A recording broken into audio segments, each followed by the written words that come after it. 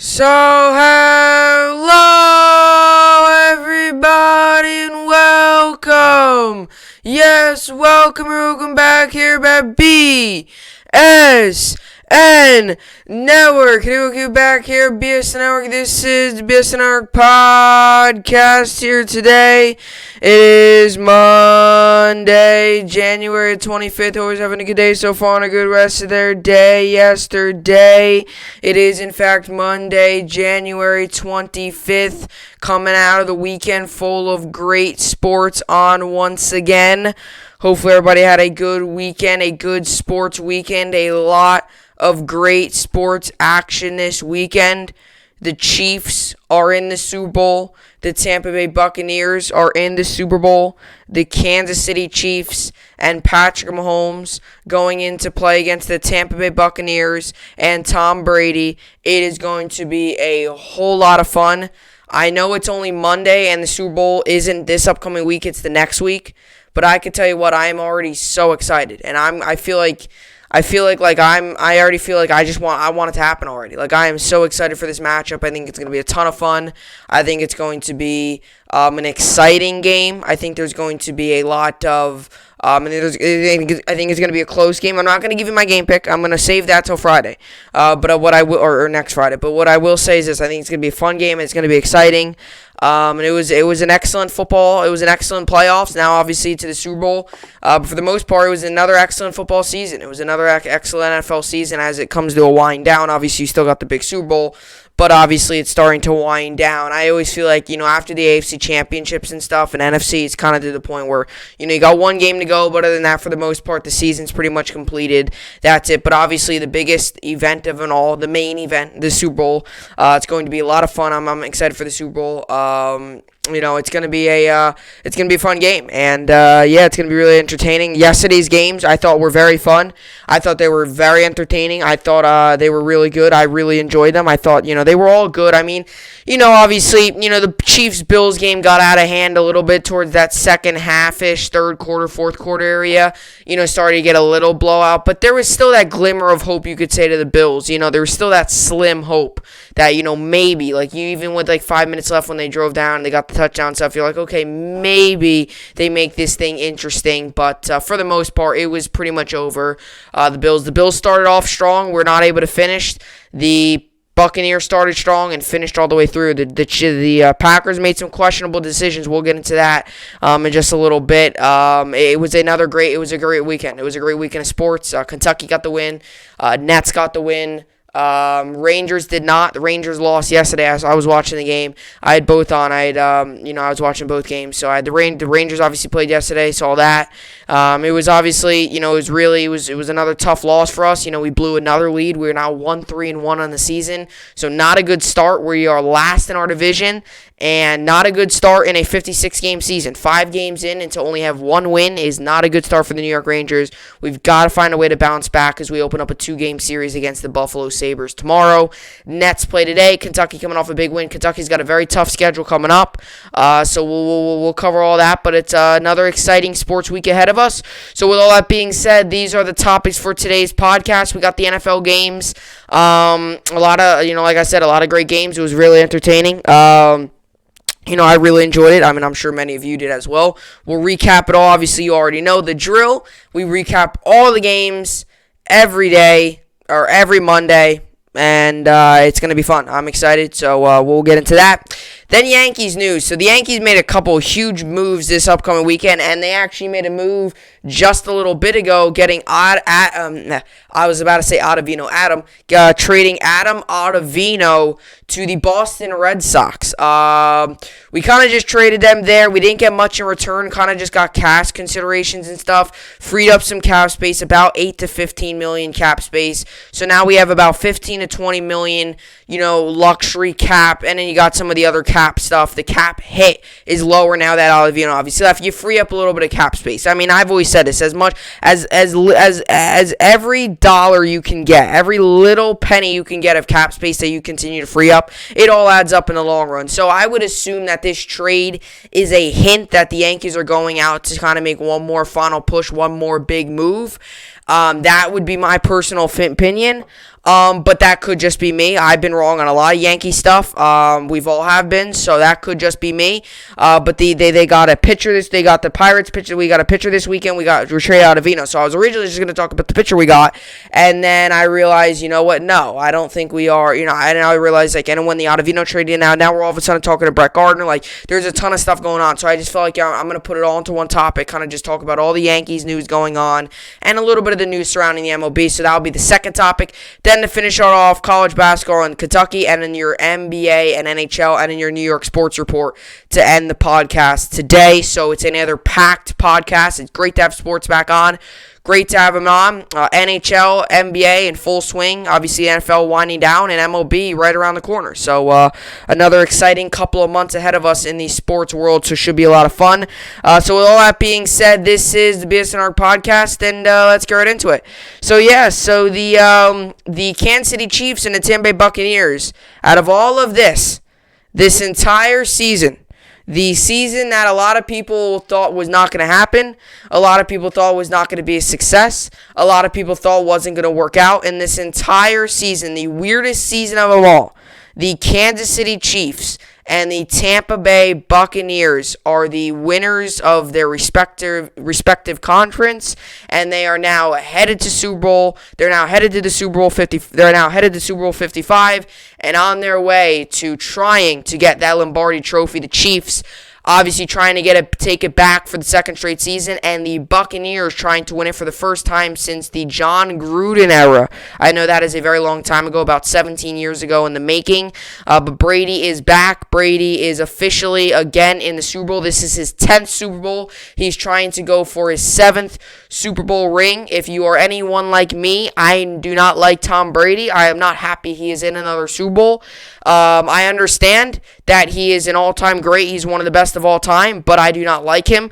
When he dominates your football team for years and years and years, 2 decades to pretty much say, you cannot root for him. So I am, in fact, obviously I said it, I am in fact rooting for the Kansas City Chiefs in this Super Bowl. It's going to be fun. I think it's going to be I think it's going to be entertaining and all that good stuff there. So, I would like to say this before I start. I keep my 190 wins hopes alive for this season.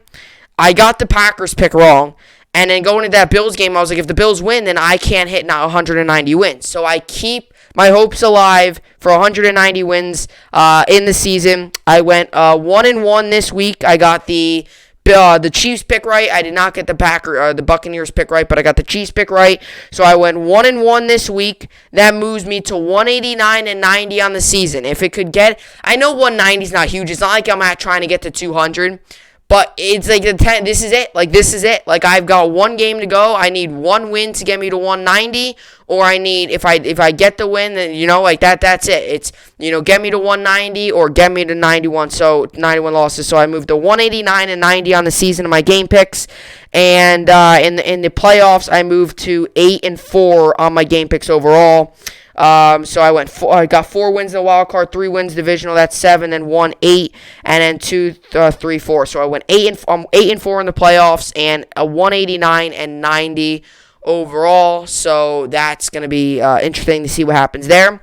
Obviously, I'm hoping for the 190, but we will see what all happens there.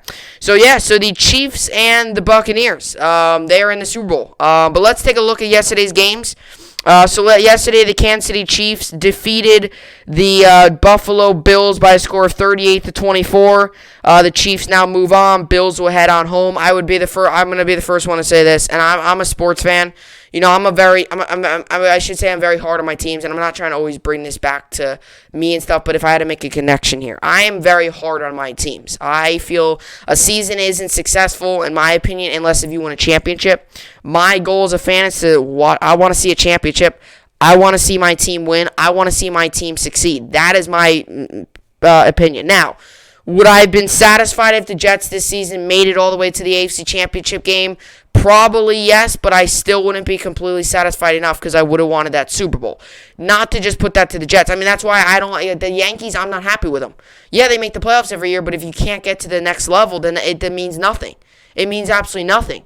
So that's my thing. And I get it, the Buffalo Bills fans, obviously. I'm sure many of them are. I'm sure they're all. I'm sure they're not happy. They're very happy probably with the overall season, but I'm sure they're not. I'm sure they're bummed that they didn't make the Super Bowl. But I would like to say this is the Bills had a remarkable season. They had an excellent year.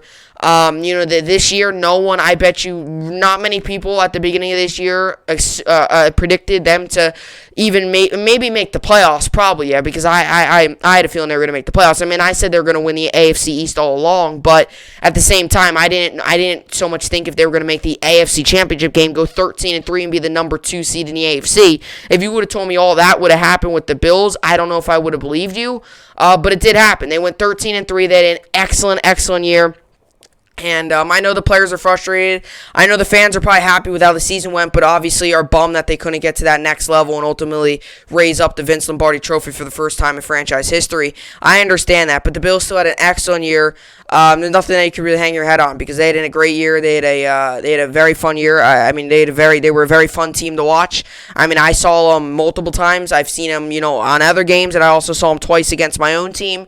Obviously, they really beat us up both games. So, and obviously, I enjoyed watching them all throughout the playoffs. They had a very good playoff. They played all their games. They played the wild card, played the divisional. They're not like the Chiefs where they had the first round bye. They had to play all their games, so they played the wild card against the Colts, beat the Ravens, and then went in and beat the Chiefs. And I understand they were favorites in a lot of these games, but still, not many people believed in this Buffalo Bills team. So I would just like to say they had an excellent year, and they really had a great year. And I'll tell you what, I'm going to say this. And Stephon Diggs was standing. I don't know if you saw. He was actually standing at the end of the game watching the Chiefs celebration from, their sideline area.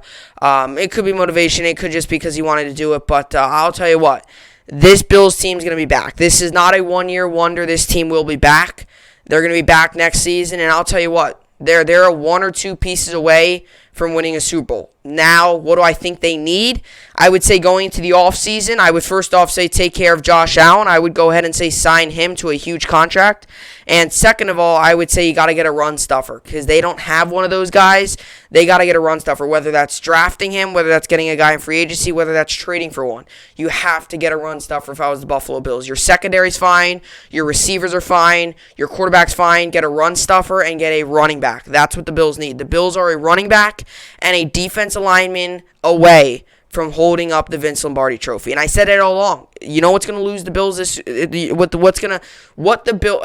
Bills are going to lose, it's going to be because they didn't play their game, or it's going to be because of the run defense. And part of the reason it was, they didn't run the ball much yesterday, but when they do run, they are pretty successful usually. So yeah, so the Bills obviously, I think they just need a run stuffer and they need a running back, and they'll be good to go. Because I don't know so much if Singletary's the answer, but we'll get into all that. So the Bills had an excellent year. Obviously, congratulations on a great run. Obviously, fell short by 1 game, but still had a great season. And as for the Kansas City Chiefs, what we all expected coming, I predicted at the beginning of this year that the Chiefs would win the Super Bowl. I'm obviously pretty. I'm pretty excited to see them in there. Obviously, I was kind of hoping, the underdog, the Bills and stuff. I was perfectly okay with whoever really won yesterday, but obviously I thought it would have been really cool to see the Bills win just because, they're the underdogs, everything the organization has went through, a very suffering fan base, a loyal fan base, got some of the best fans in football, and I'm completely saying that, like, they're very crazy fans, loyal fans. And through all the years of suffering, they stuck with the team. So I thought it would have been pretty cool to see the Bills make the Super Bowl. And also, I think it would have been great to see a young Josh Allen, the underdog, beat the old and famous Tom Brady. I thought that would be pretty cool. But either way, the Chiefs are headed to the Super Bowl 55. The Chiefs were the better team yesterday. They really were. And I said this going into the podcast, or going into the game on Friday. You could go back. I read my keys to the game. I said, if you want to win this game, because Patrick Mahomes, I said with the concussion, I said with the toe injury, he's not going to be able to run much. He's not going to be able to really be he's not going to be really able to run that much. He had 5 carries for 5 yards, okay? He didn't run that much. He had 5 carries for 5 yards. That's not that much. There's been games where he'll run it 9, 10 times, or either way. There's games where he'll run it for 2 carries for 25 yards. He had 5 carries for 5 yards yesterday. That's not that good. What I would like to say is this, I said this on the keys of the game. You have to get the ball in your playmakers' hands because that's what they did not do in the first game of the season against the Bills. They were not able to get the ball in their playmakers' hands. If you go back and look at the numbers, it was the run game that dominated that game. And I said this on Friday. I said, if you're going to want to beat this team like the Buffalo Bills, you're going to have to rely on the passing game because the Bills are going to be expecting a lot of run because it worked against you last time. And because of the weakness of this team, the Bills are going to probably be expecting a little bit more run. They completely switched up. They went out there. They threw the ball. They dominated them on almost every single category. And I said this, you got to get the ball in your playmakers' hands. And the Chiefs did that and some. Their best players in the receiving corps, Travis Kelce and Tyreek Hill, had an insane game. 172 yards for Hill, 118 for Kelce. They both had very, very, very good games, okay? I said get the ball in your playmakers' hands. They did, and they got the job done, and they won the game. And they were able to really, and I was surprised. You've heard me come on this podcast multiple times and say many things about many players. But I'm very high on Tre'Davious White of the Buffalo Bills. And I actually thought he was going to do a good job against Tyreek Hill. I thought he was going to be able to somewhat contain him. I'm not saying completely shut him down to where he's got 3 catches for 15 yards. But I was saying, maybe we'll have like 5 catches for maybe like 50 yards or something. I wasn't expecting an outburst by Tyreek Hill. I'm very high on Tre'Davious White. I think he's a very good player. Now, do I think he deserved all that money? I don't know. I think he's very good, though. I think he's a very good player. He had a little bit of a down year this year, but still, for the most part, he's a very good player. And I thought for sure that they were going to be able to contain him. I thought they were going to be able to... containing Tyreek Hill is a very tough task, but I thought for sure they were going to be able to contain him a little bit. Like I said, not to the point where he's getting 3 targets, 3 catches, and 15 yards. It's not like he's that containing where he's doing nothing. But I thought maybe like 4 or 5 catches for like 50 yards, something. Not go off for 172 yards, 19 yards per catch. And your longest catch of the day was a 71-yard catch and run. So I was not expecting that. And Tre'Davious White got toasted yesterday. And that was one thing. And I'll tell you what, Bieniemy, Andy Reid, Texans looking for a coaching job, that is showing trust in your quarterback in Patrick Mahomes. Because you could show they trust him. Patrick Mahomes gained trust the day he got drafted. That's how good he is. But you could tell they trust him. They're still going up against their best cornerback. I think one of the best cornerbacks in the league in Tre'Davious White. Like I said, maybe not this season. Last season, he was probably the best cornerback in the league. This year, he had a little bit of a down year. Still probably a top 10, top 7 cornerback in the NFL. You are going up against probably a top 10, top 7 receiver in the NFL in Tyreek Hill. But I'll tell you what, the fact that they threw it his way 11 times and 9 of those 11 targets were catches for 172 yards is trusting your quarterback, trusting his arm, and really just trusting your offense. And that's what Andy Reid and Bieniemy have done since the day Patrick Mahomes got here. The stats show that ever since Mahomes got here, they throw the ball more, they throw deep more. They target number 1 cornerbacks a whole lot more. They trust Tyreek Hill. They trust Travis Kelce. They trust the players around him. And Andy Reid and Eric Bieniemy on the offense side of the ball, most of all, trust the offense. That's what won this team the game. And I'll tell you what, Patrick Mahomes should win the MVP. Okay, I know a lot of people think it should be Aaron Rodgers, but I think yesterday was a big eye-opener. Okay? And I texted, I'm always texting during the games, obviously, commercials and stuff. I talk to people during the game and stuff. Even watching the game. I was even watching the game with people. But, I always just do that. And I was telling someone yesterday, it's the plays, even there was that one play where, that one play where he was running it and he kind of stopped and then dove for the first down, right? Or any of those plays. Or just the plays where even just a little pitch or even just the slightest movement. I've always said this. I'm big into stats. I've always been a believer that stats tell a lot. Stats don't lie, right? They don't. Will always say that. They don't. Numbers do not lie. If someone has this many 3-pointers made in a season or whatever, someone has this many home runs or this many touchdown passes in a season, you cannot argue that. I use stats a lot of times if I get into debates with people. Like I said, I love to debate about sports. If I get into a debate with a person about sport, I'm not saying yelling at each other, but I like to, friendly back and forth about a player or a team or a coach or whatever, an organization, right? When you debate about sports, a lot of times people bring up stats. But I look at about 75 to 80% of sports to me is about stats. I love stats. I like to look at them all. I mean, I look at stats just on my own. I'll just look at them. I mean, I'm big into that. I'm like that with sports. And then, if you look, and about 20% of it or 25% of it, maybe even 30% of it, in my opinion, is the eye test. You want to look at it both sides. You not just want to look at the stats, but you also got to look at the eye test. Because there's times players make plays that if they say they make hustle plays that won't go into the that stat sheet, people might think that player's not that good. But that's why I think Patrick Mahomes should win. You see some of those little plays that he runs, that those plays won't go into the stats. Those plays won't go into the stat book. They won't. That little run that he had and that little cutback or that little pitch he had or even that slightest movement of the head that faked the defense, that won't go into the stat book. You'll only notice that if you're watching the game. That's why he should win MVP. His stats are that good and the eye test is that good. That's why Patrick Mahomes should win the MVP. He loads up the stat sheet, don't get me wrong. He loads it up. But he also, not only does he load it up, he not only does it load it up, he really does well with the eye test. The eye test is, almost like where, if a player maybe makes the eye test could be even like a player making a good pass or something. In basketball, for example, if you talk about the eye test, this guy isn't good at passing. But if you look at the numbers, he might be good in every other category. But the eye test might show you that he's not that good. He kind of, on the court, he just doesn't seem to fit in, right? There's a little bit of a difference. I'm mostly stats, but you still got to look at the other side of it of, hey, the eye test shows me that and I said this before about many players, they make the hustle plays. The hustle plays don't go into the stat sheet. The play that Mahomes did this little run play and maybe faked out the defense. There's not a stat there that says runs and fakes out the defense. That's not a stat.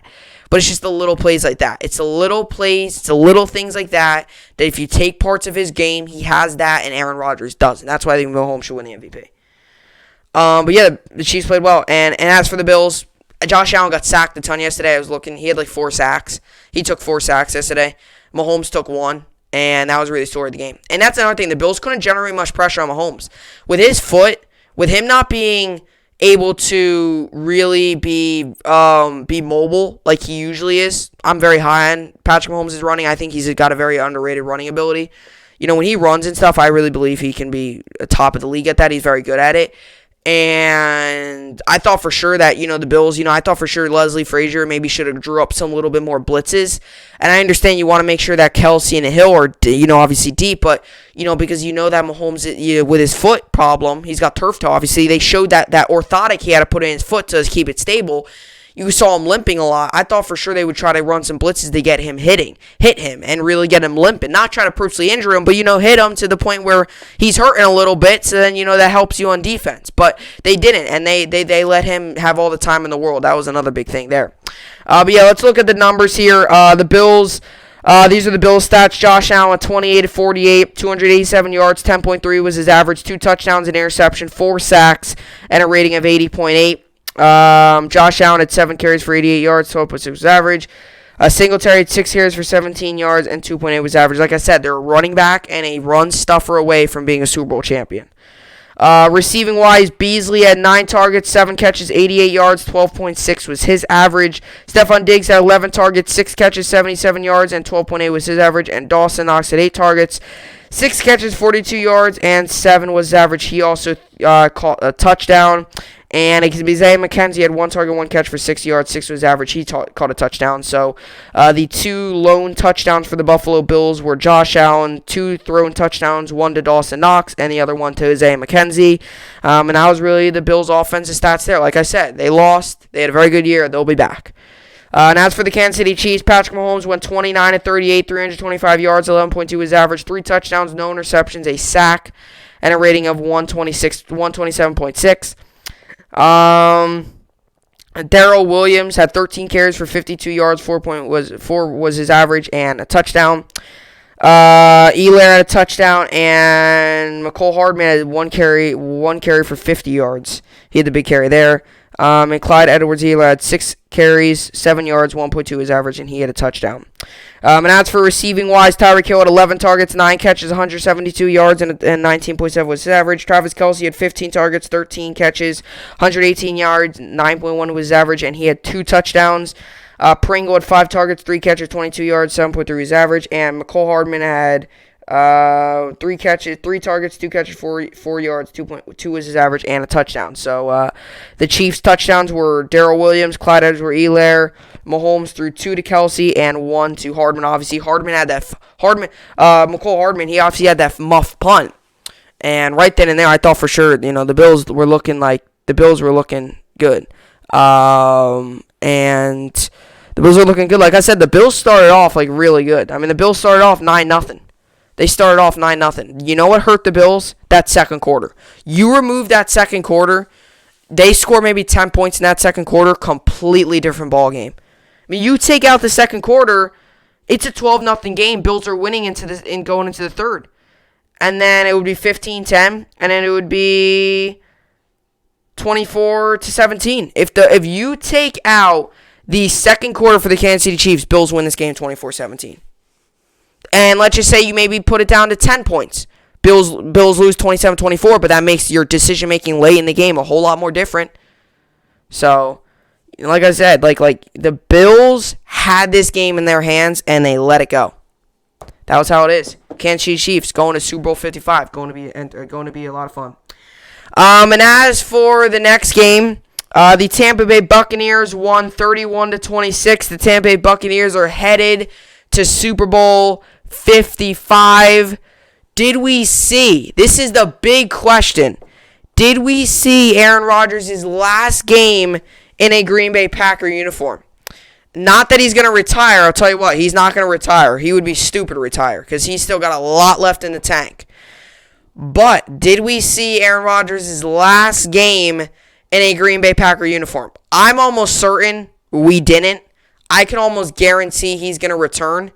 And the reason I say that is because he had an excellent year this year. He's obviously, him and Mahomes are the finalists for MVP. And he had a great year. Can't take it away from him. He had an excellent season. And they made it to the NFC Championship game. Now, I know they didn't win it. Obviously, that's every team's goal. Like I said, every team's goal. That's why I'm sure Bills players, fans and stuff, I'm sure they're bummed. But they had a good year. Every team's goal is to make it to the Super Bowl. If you lose in the AFC Championship game, that's not okay. Or AFC. Whatever you're in, that's not okay. You want to go out there, win every game you can, and win every season. You want to win it all every season. That's every team's goal. Even when the teams say they're going through a rebuild, their goal still is to win games. It's not to purposely lose. Every team's goal is to win games. So the Green Bay Packers, I'm sure, are frustrated, but this was a good season for them too. I mean, they went 13-3 and were the number 1 seed coming out of the NFC. And the Green Bay and the Tampa Bay Buccaneers, they've just had the Packers number this entire year. They played them the first time early on in the year, beat them 38-10, and they demolished them. Rodgers played bad, Davante Adams played bad, and they beat him again. Yesterday they beat him again. And I'll tell you what, Davante Adams didn't have an amazing game. He had 67 yards and a touchdown, but he didn't have an amazing game. And he had 8 drops too. And I'll tell you what, you might look at the numbers and say Aaron Rodgers had a pretty good game, but this is another thing too, right? It's another thing with Rodgers. Remember the eye test, right? Incompletions, bad throws. Those are going to go into the stat book, but they're not going to go in as a bad throw. It's just going to go into it as incompletion. He made about 5, 6, 7 terrible throws yesterday. There's bad throws. Okay, I overshot him a little bit. I threw it a little bit behind him. Then there's terrible throws. He made a couple of them. There was 2 terrible throws to Davante Adams in the back of the end zone.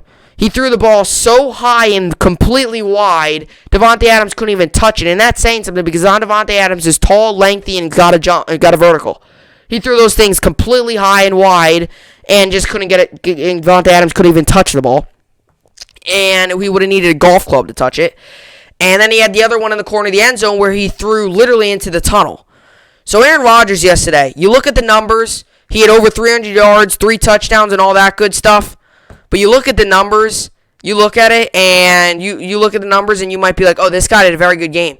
But he made some terrible throws yesterday that really hurt them in that game. Really, really hurt them.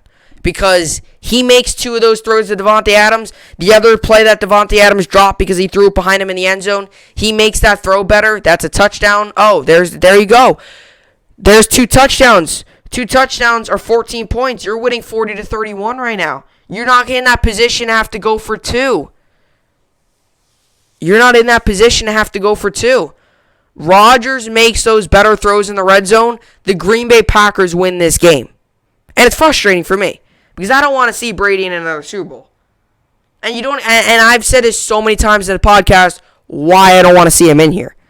So if you're going to ask why, I can't stand Tom Brady. And I'm frustrated. He's in another Super Bowl. Not too happy about that. And the Green Bay Packers, Aaron Rodgers, this offense hurt themselves yesterday. Bad throws, late game mistakes, questionable coach's decision. Why in the world? And I said this, you can ask him. I said this before the play even started.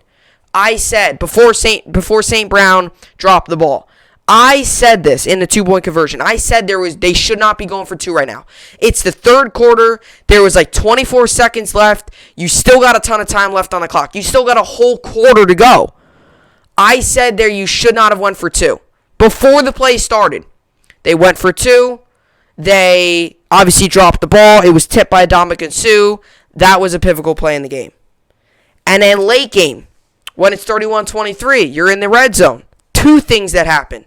1, Aaron Rodgers had 10-15 yards, a walk. Literally, a truck could ride through there. Yards of running room ahead of him to walk, not run, walk into the end zone. The closest guy was JPP, and he was behind him. He could have walked into the end zone, got the 6 points. They go for 2, possibly tie the game. Rodgers decided to throw it. It was a bad throw. Set up a 4th down. The next questionable decision was going for the field goal. Now, I'm confused on why they went for the field goal here. And the reason I say this is because I get if they go for the field goal and they stop them and then they score a touchdown. They obviously, then they win it. But you should have went for 2. You should have went for it. You want to know why? Because even if you miss it, it's still a 1-score game with a 2-point conversion. It's not like a field goal makes it a 1-score game. And if you miss it, then it's a 2-score game still. Like if they miss it if they go for it and they miss it, it's still 31-23. They need a touchdown and 2-point conversion. The field goal was not necessary to go for a field goal. There was no need to go for a field goal. What really annoyed me was, and Rodgers is going to kick himself when he looks at film today, is the fact that he had all that running room ahead of him. It's all over the internet, people. It's all over. There's pictures of it, of how much running room he had. He had daylight. He had a highway in front of him. He just had a highway paved out for him. It was paved, all lines and all that good stuff. He was on the right. He had a highway right in front of him to run, walk right in. All he had to do was walk in, and he decides to throw the ball. Let me mind you, it was a cross-body throw, too. He was over here, guy was over here, threw a cross-body. Instead, he should have just ran it into the end zone, celebrate with your teammates, boom, 2-point conversion, completely different ball game. And he obviously had that late penalty that I still think was a flop. I know many people might not. He pulled his jersey. There was no need to completely go like that, though. Right? If you get what I'm saying. He pulled your jersey. He definitely played that a little bit. He pulled his jersey. There's no need to flop like that. You might say that's a good call. Yeah, the pulling the jersey was, but it's still a flop. I'm not battling the call. When I was talking to someone yesterday about this. Like, I'm not, that call that they pulled the jersey. I'm not trying to, I still think that's a flop. It was not a bad call. He pulled his jersey. He pulled his shirt. That was not a bad call. But the part where he had to go dive out and flop like that, there was no need to do that. That's a flop. He pulled his jersey. Ref called it right there. The ref saw the pull of the jersey. He dove out and flopped. No need to do that. And the ball, if you're saying that he went for the ball, that's a terrible attempt. Because the ball was completely 10, 15 yards behind him. Terrible attempt to go for the ball. If you're saying that's him trying to dive for the ball, then he needs to go to diving school. He needs to go to diving lessons. Because that's not, he dove straight and the ball was behind him. How is he diving for the ball? So it was just a flop. It was a flop. And the Buccaneers obviously won, and they played well. Brady obviously didn't have his best game. He had 3 touchdowns. He also threw 3 interceptions. But this was a team, like I said, this was a team early on in the game. It seemed like it was going to be a runaway like early on in the year, but the Packers stayed in it. And obviously the Buccaneers headed to the Super Bowl. A big play in that game, I really thought that really was like, you know what? Yeah, they're not winning this. What do I want? What was I thinking? Oh yeah, the play with Gronk. That big screen play. That play really, like, right there, that was just a play that you knew, like, yeah, it's over. Obviously, Evans had the early touchdown. Godwin had a couple drops, but he had a really good play. What really hurt them in that game was the touchdown before the half with Scotty Miller. You don't let up that touchdown before. All you had to do was stop them from going in the end zone. There was like 5 seconds left. All you had to do was stop them from going into the end zone. And you stop them, it's a 26-24 game. It's a completely different ball game if King does not play close man on that guy. This literally looked like this looked terrible. That was terrible. Terrible. So, obviously, we'll see what happens with the Buccaneers. But, Packers are obviously, I want to see what happens with Rodgers. I mean, I think he stays. But, it's also, up to the coach. Do you want to, obviously, he might not have enough to get there. This is his second straight season they lose in the AFC Championship game. That's sometimes showing you. That's sometimes telling you that, he might just be not enough gas left in the tank to make that slightest push. He the tip of the mountain's here. He's just about here. Can he make that final little step forward? That's the problem. It might just be age getting in the way. But we'll see what happens there. Buccaneers are obviously headed to the Super Bowl. Brady did not play that good, but they got the job done. Defense made plays late in the game. Let's look at the stats here. Tom Brady went 20 of 36, 280 yards, 14 was his average, 3 touchdowns, 3 interceptions, a sack on a rating of 73.8. Leonard Fournette had 12 carries for 55 yards, 4.6 was his average, and a touchdown. Ronald Jones had 10 carries for 16 yards, 1.6 was his average. Godwin had 9 targets, 5 catches for 110 yards, 22 was his average. Mike Evans had 8 targets, 3 catches, 51 yards, 17 was his average, and a touchdown. Scotty Miller had 3 targets, 2 catches, 36 yards, 18 was his average, and a touchdown. And obviously Cameron Braid had 5 targets, 3 catches, 19 yards, 6.3 was his average, and a touchdown. So yeah, they got the job done there. The 3 touchdowns were 1 by Fournette, 3 by Brady. Those 3 by Brady were Evans, Miller, and Braid. And as for the Packers, Aaron Rodgers went 33 of 48, 346 yards, 10.5 was his average, 3 touchdowns, an interception, 5 sacks, and a rating of 101.6. Aaron Jones had 6 carries for 27 yards, 4.5 was his average. Jamal Williams had 7 carries for 23 yards, 3.3 was his average. I know a lot of people are going to talk about how the fact that he had a 101.6 QBR rating, but those 15 incompletion that he had, those were pretty bad. Those are not very good. There was about, like I said, 7 to 8 of them that were just completely terrible throws that he was making early on in the season. Valdez-Scantling had 6 targets, 4 catches for 155 yards, 28.8 was his average, and a touchdown. Devontae Adams had 15 targets, 9 catches, 67 yards, 7.4 was his average, and a touchdown. Alan Lazard had 6 targets, 3 catches, 62 yards, 20.7 was his average, and Robert Tonyan had 4 targets, 4 catches, 22 yards, 5.5 was his average, and a touchdown. So, how's the deal there? So, yeah. So, like I said, it was the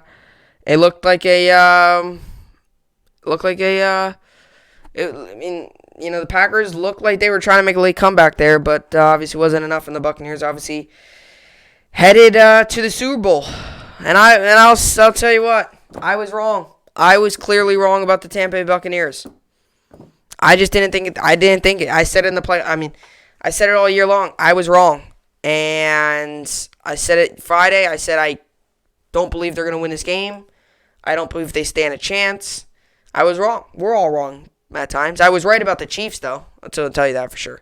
But I was wrong about the Buccaneers. I just didn't think this whole Buccaneers, Bruce Arians, Leonard Fournette, Antonio Brown, that whole combo, I just did not think would work. But it's obviously worked, and it got them to the Super Bowl. So the Super Bowl is the 14-2 Kansas City Chiefs and the 11-5 Tampa Bay Buccaneers. Go Chiefs. Should be a lot of fun. I'm excited.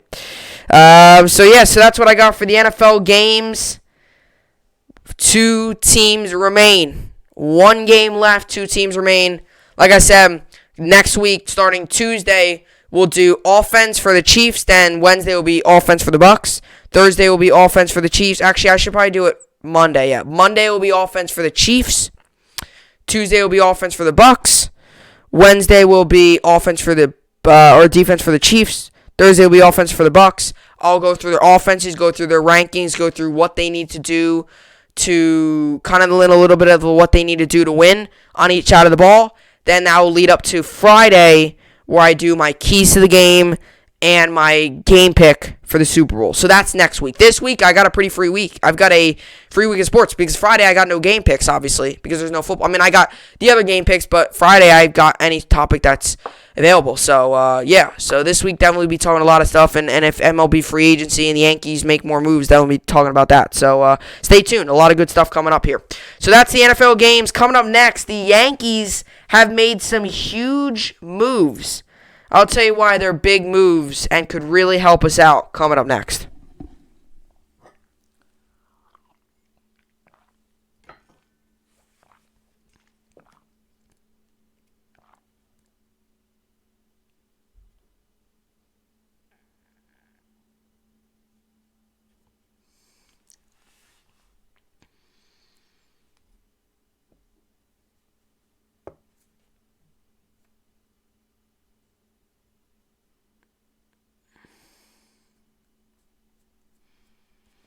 Alrighty, so I'm gonna start off with this.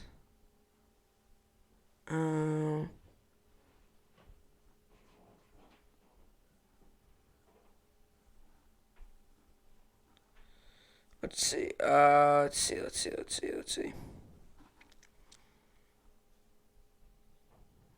see. Here we go. So the Yankees, I would first off like to say, have made a lot of moves, and there's a lot of rumors right now. So I'm going to break it down. I'm going to get into the Jameson Italian pitch deal first because that's probably the biggest. Then I'll get into the Ottavino, and then it's a rumor, so I'm not going to go too in depth, but I'll get into Gardner. Since it's a rumor. Hasn't happened yet, but since it's a rumor, I'll talk about him. So the Yankees, I would first off like to say, are surprising me, to say the very least. They're surprising me. The Yankees, obviously, this entire offseason have been quiet. Outside of the Kluber and the LeMahieu move, they've been pretty quiet. And obviously there was rumors of them getting Lindor, rumors of them getting Gregorius, rumors of them getting Bauer, I should say, rumors of they getting Real Muto, Springer. None of that has happened so far. Puig, none of that has happened. Yankees were pretty quiet. They're like, yeah, we'll let that be.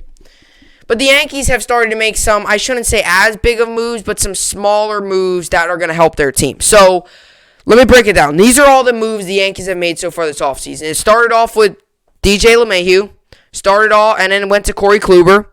Then Jameson Italian, traded to the Yankees from the Pirates. I really like this move. I'll tell you why. He's a very young guy. Got a bright future ahead of him. Really like the move. Then they traded, and there's so many stats on this. They traded to the Yankees, and I'm not lying. The Yankees and the Red Sox actually traded with each other.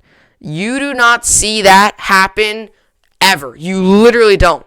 The last time I think you may have saw that happen was the last time the Yankees and the Red Sox made a deal was 7 years ago. That is the last time the New York Yankees and the Boston Red Sox made a deal. We all know how the New York Yankees and the Boston Red Sox hate each other. First off, any sport, you don't see a lot of trades that happen within the division. Especially sports like, NBA, it's a little different because obviously you have the little conferences, but for the most part you have the big Eastern Conference and the big Western Conference. So you might see a trade within the Eastern Conference. But for the divisions like the NFL, you don't see a lot of trades between, for example, a team like the Jets and the Patriots or the Jets and the Bills or something like that, right? You don't see that stuff.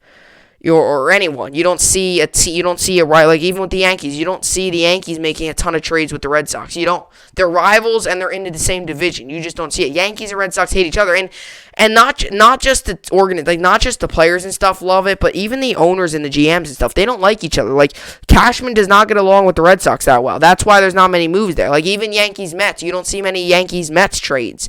They're crosstown rivals. They don't get along well. You just don't see it much. So I would be interested to see who was the first to call up. I would probably go ahead and say the Red Sox were, because I know the I'm going to say the Red Sox, and I'm not saying it just because I'm a Yankees fan, but I am saying it. Here's my whole thing is here's my thing with the Red Sox is with the Red Sox.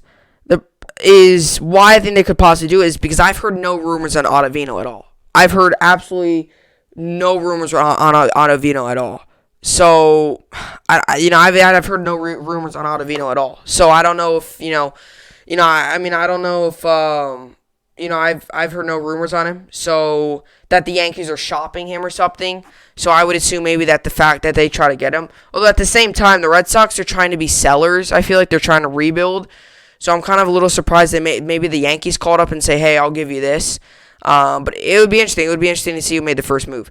But then that happened. And then Brett Gardner rumors have came out. These rumors have been floating, but they're getting serious now. Just a couple days ago, recently, however you want to say, okay, a couple days ago, weeks ago, recently, Brett Gardner and the Yankees have talked about a contract. Obviously, the Yankees declined Brett Gardner's option for this season. He is now a free agent. Now, all of a sudden, in a way, they kind of want him back.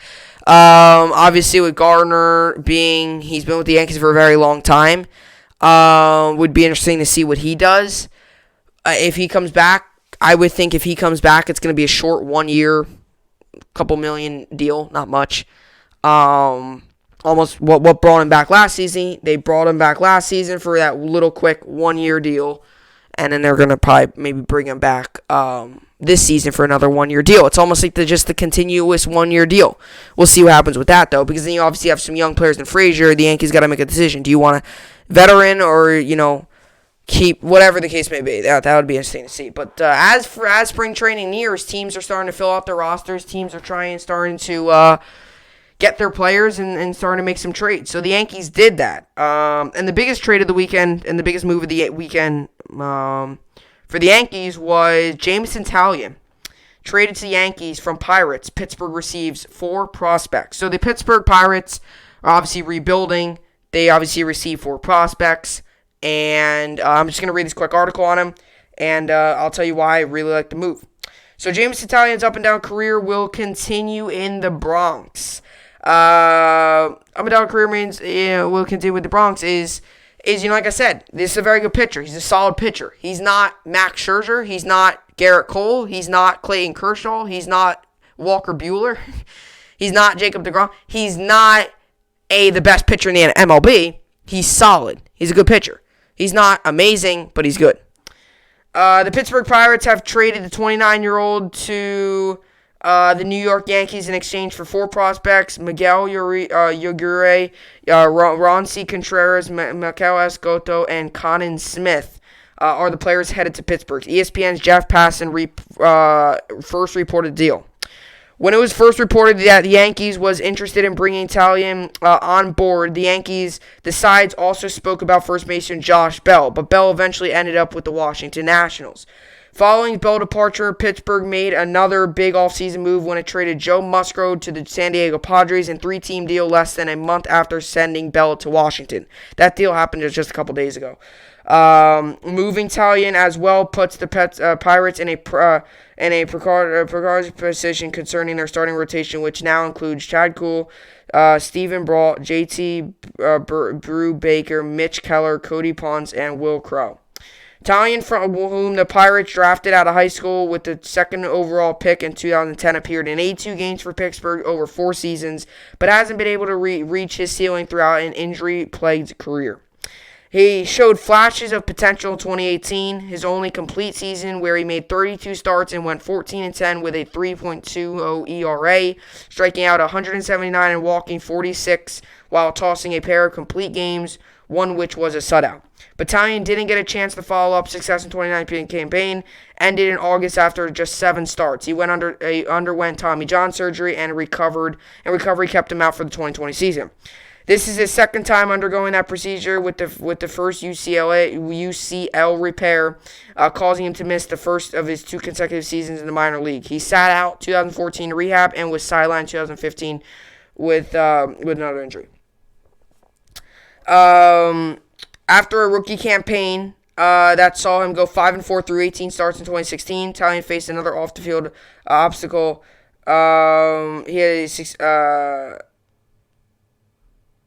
He also had another injury. He was successful. He had a successful return to the game after 5 weeks, ending the season with a 4.44 ERA through 25 starts. With the Yankees, Italian will slot into a rotation that already boasted Garrett Cole and Luis Severino at the forefront, before Corey Kluber became one of the newest MLB stars to wear pinstripes. There's plenty of promise on the hill, provided everyone can produce a healthy 2021 campaign. Severino is joining Italian and coming back from Tommy John surgery, while Kluber hasn't pitched since he broke his arm in May 2020. So yeah, like I said, we're getting a solid pitcher. We're getting a good pitcher. We're going to get a guy that's going to throw a lot of gas. I said this. I like this deal a lot. I think he's going to throw a lot of gas. I think he's one of those guys that he's going to throw gas. He loves his fastball, the spin on his fastball, the spin rate, all really good on his fastball.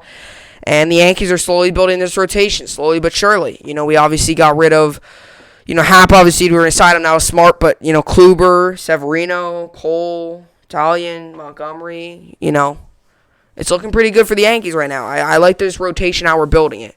We're not getting the biggest names, but do I think we're going to get a Trevor Bauer? Probably not.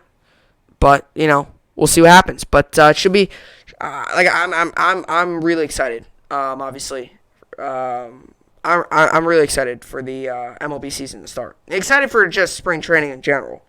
So, Jameson Italian headed to New York to play with the Bronx Bombers, the New York Yankees. So, Adam Ottavino, this was the other trade I wanted to get to. I'll read an article on this as well. Adam Ottavino was traded to the the Yankees signed him a couple years ago from the Colorado Rockies. Had a really great year. His first year had a 1.90 ERA. His second season, last season, he went 2-3 and had a 5.40 ERA. A little bit of an injured season, but was not good that much. So this is from ESPN Stats and Info. So I knew that this was a long time, but this is from ESPN Stats and Info. So this is a great source. ESPN Stats and Info gives you all just these different sports. So it's just all these different stats. Like, it's just a bunch of crazy stuff. It's like, since its win over the, let's say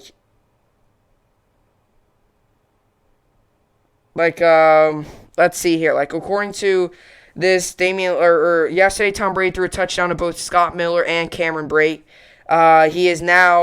He now has a passing touchdown to 34 different players in the postseason, the most by any quarterback in NFL history, according to BSN Sports. Second place, Drew Brees with 22. Like, those are it's just the odd stats that many people won't even think of that he has. So the Yankees have traded relief pitcher Adam Ottavino to the Red Sox. The two clubs had made just one prior trade this century when Boston traded Stephen Drew and cash to New York for Kelly Johnson on July 31st, 2014. So it's been 7 years since the New York Yankees made a trade with the with the Boston Red Sox. And that just goes to show you how the two organizations hate each other, and that in sports, division trades don't happen much. Giving it to a division rival and a division opponent, they don't happen much. They don't. They just don't happen much. And this is a rare occurrence. When I saw this, I was like, wow, this is surprising. I was just about to do a podcast, and it came up, and I was like, yeah, I got to talk about this. I can't go on a whole podcast not saying anything about it to talk about it tomorrow. I got to talk about this. Like, this is big. Like, this is kind of history in a way. Like, we haven't seen this much. We've made one trade. Obviously, two trades now, but the one prior trade this century, when Boston traded Stephen Drew and cashed to the New York Yankees for Kelly Johnson on July 31st of 2014. And I remember that trade. Stephen Drew. He was the infielder. He was pretty good with us. He wasn't amazing. I think he was with the Red Sox and he went to us. And I think he went back to the Red Sox, I think, maybe. He was all right with us. That's when the Yankees started to enter a little bit of that little rebuild stage. We entered it for like a year or two, and we came back. Because it was the early 2010s where the Yankees were making the playoffs a lot. That's when the Tigers were very good. Now Tigers obviously rebuilding and stink, but this is a big deal. Like, this is not just a big deal for the Yankees and stuff. This is just a huge deal in general for MLB. Like, you don't see this much. Like, this is definitely going to catch some people's eyes. Like, I'm sure a lot of people are not. I'm sure a lot of people are surprised. I mean, I was not expecting. If you would have told me, I was not expecting this. I was not waiting there, sitting down, waiting for, I hope there's a Red Sox-Yankees trade today. I was not expecting this at all.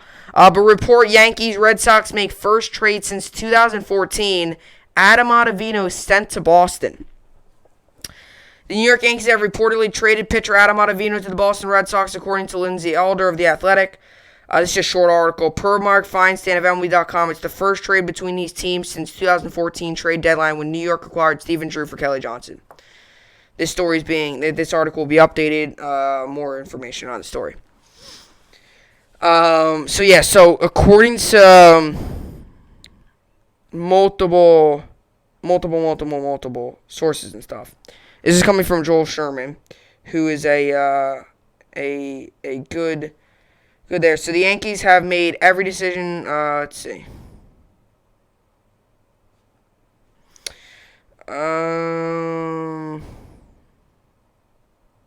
Let's see. So the Yankees traded. I know this. The Yankees traded Frank Herman, who is a prospect, and they traded he was their number 24 prospect, and Frank Herman, and obviously Adam Ottavino. And for cash consideration, they're gonna go up.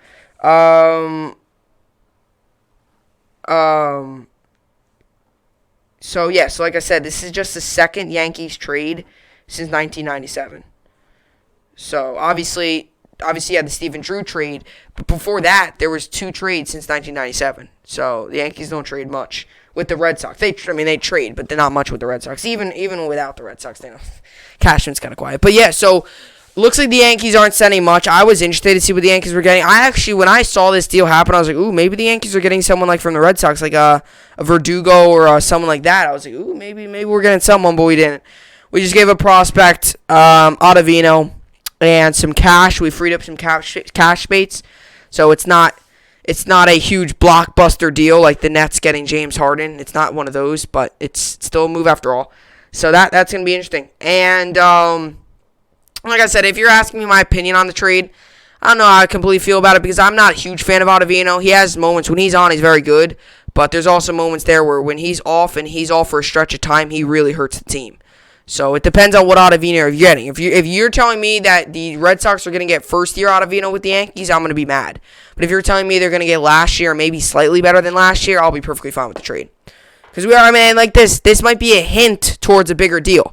Because the Yankees, if they're freeing up a little bit of cap space, they might be hinting towards we're going to get one final push. Whether that's on Real Muto, Bauer, or another guy out there, we're going to make one final push at one of these players, maybe.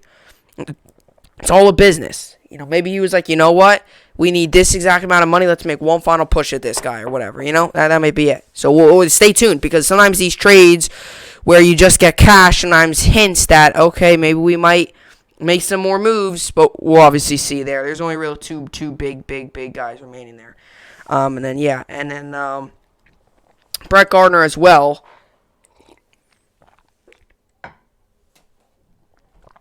Let's see here. So Brett Gardner as well. Let's see. So Yankees rumors Brett Gardner plans to play in 2021. New York as his free agent. New York is free agent's top choice.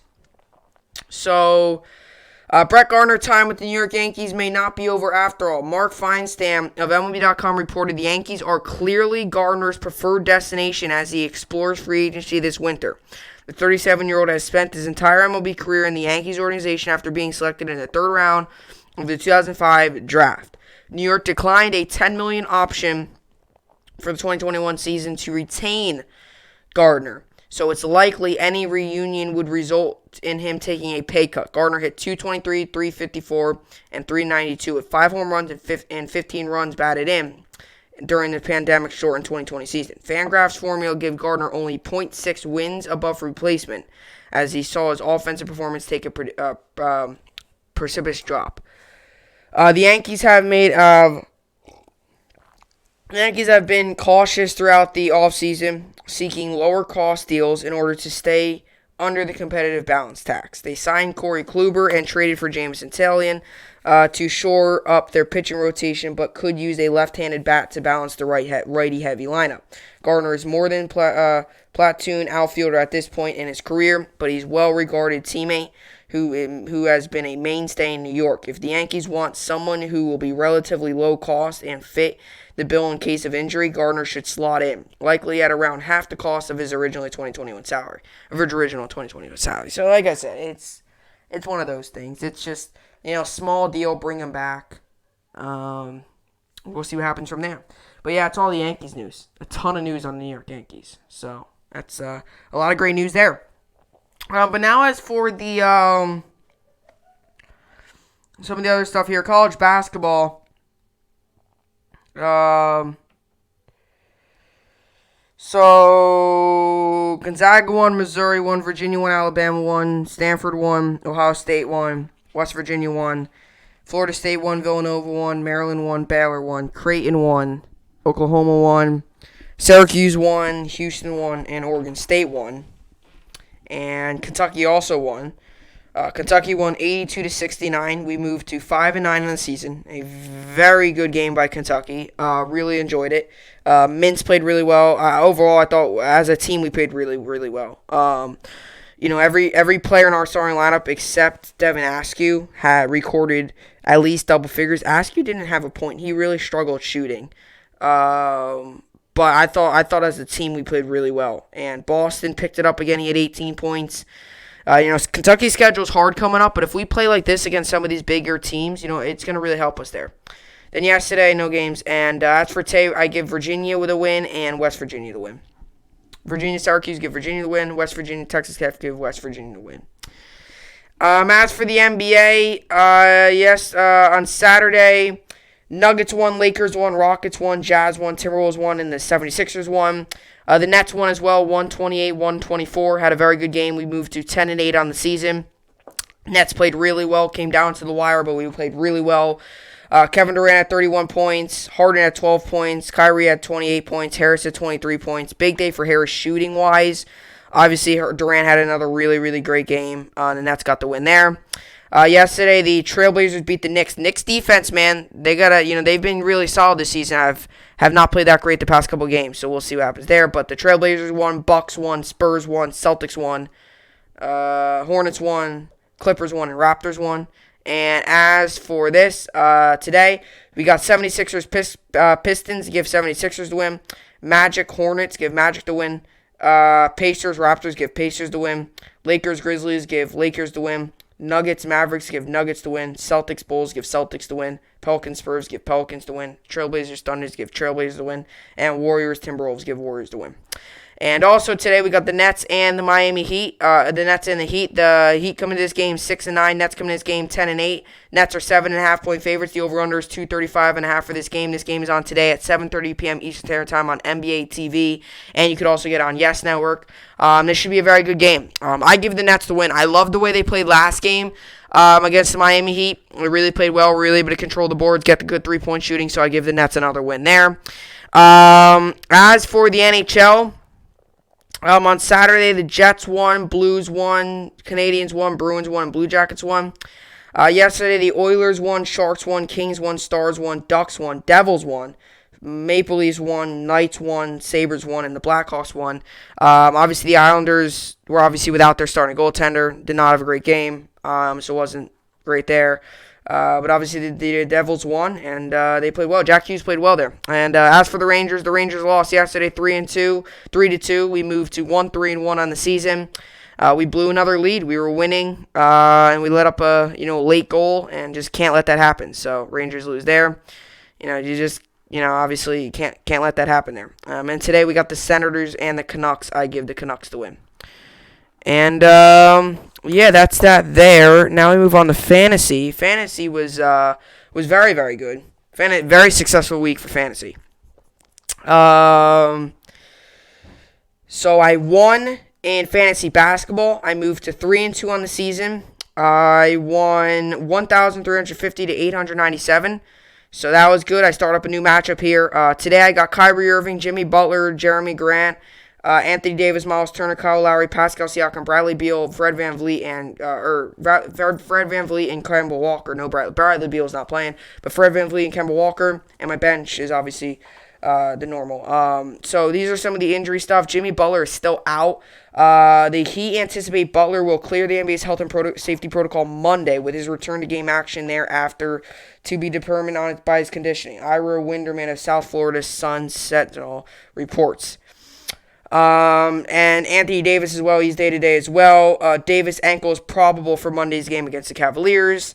Kyle Lowry's day-to-day. Lowry toe is listed as questionable for Monday's game against the Pacers. Blake Murphy of The Athletic reports.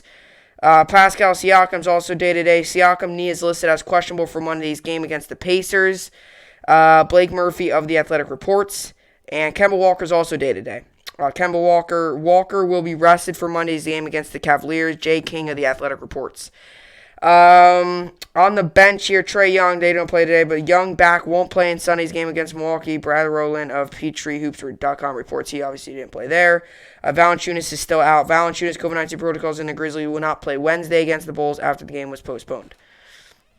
And obviously Oladipo's also there, so we'll see what happens there. And obviously in my other league for hockey, I won. I moved to 1-1 on the season. I moved to 1-1 on the season. I got the win in hockey. I won 140 to 131, so it was a very close game, but got the win. Today I got Brock Beausier going. That's it. And some injury stuff. Jamie Benn is day-to-day. Ben lower body did not take pregame warm-ups and will not play in Sunday's game versus the Predators. Matthew D. Franks of the Dallas Morning News report. So that's news yesterday. No new news on him. And Cam Talbot's also day-to-day. Talbot lower body won't suit up in Sunday's game against the Sharks. Jesse Pierce of The Athletic report. So that was yesterday as well. And Brock Beausier is the other player, is my only player going there. And, trying to get the win there. So, So that's what I got for the podcast today. Hopefully you all enjoyed it. It was another good podcast. Another lot of great sports on again.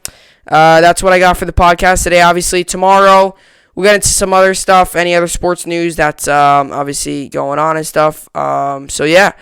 Exciting time for baseball. Obviously, free agency starting to heat up. Yankees are starting to make some news, so we'll have it all updated here on the podcast. So with all that being said, that will do it for today's podcast. Hopefully you all enjoyed it. I will see you all back here tomorrow. Hope you enjoyed it, and thanks for watching.